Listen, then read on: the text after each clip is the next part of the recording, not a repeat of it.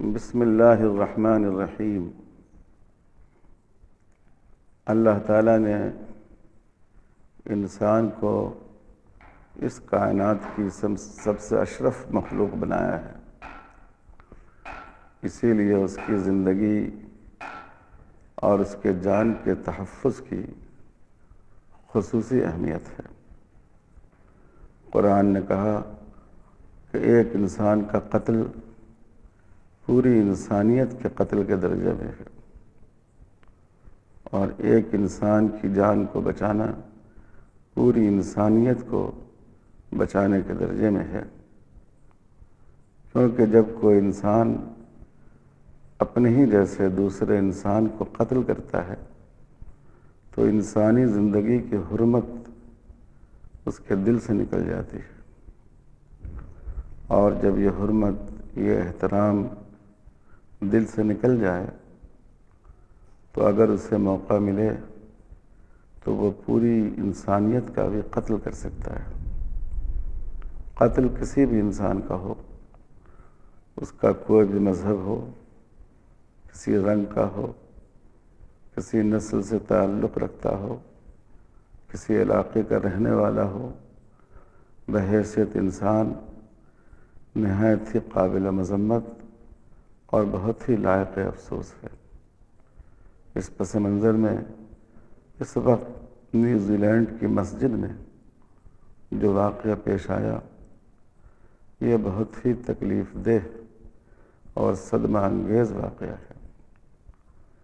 اس سے انسانی اقدار کی پامالی کی جو سوچ اس وقت پیدا ہو رہی ہے، تشدد کا جو رجحان پیدا ہو رہا ہے، یہ اس کی ایک مثال ہے۔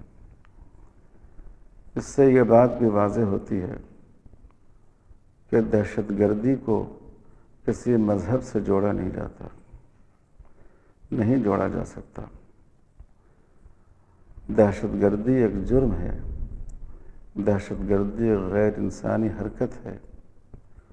ہر قوم، ہر طبقے میں کچھ مجرمانہ ذہن رکھنے والے لوگ ہوتے ہیں، وہ اس کے مرتکب ہوتے ہیں۔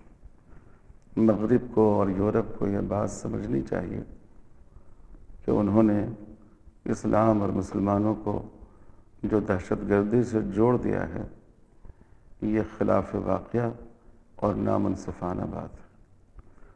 ہم سب لوگ اس واقعے پر بے حد افسوس کا اظہار کرتے ہیں، اپنی حکومت سے بھی مطالبہ کرتے ہیں کہ وہ سوئٹزرلینڈ کی حکومت کے سامنے یہ احتجاج درج کرائے کہ جو لوگ مارے گئے ہیں، جو شہید ہوئے ہیں، ان کے معاملے کی پوری، ان کے خلاف ہونے والی مجرمانہ حرکت کی پوری تحقیق کی جائے۔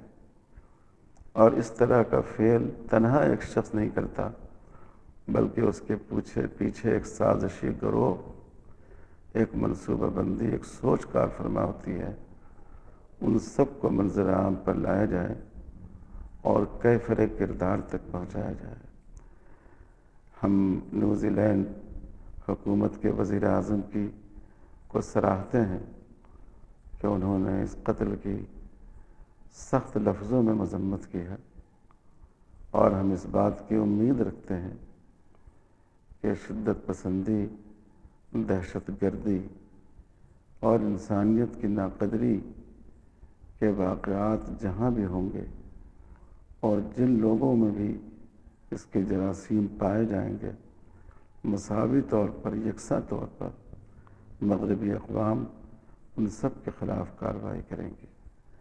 اللہ تعالیٰ ان شہیدوں کی مغفرت فرمائے، ان کے درجات کو بلند فرمائے، اور ایسے فتنوں سے پوری انسانیت کی حفاظت فرمائے۔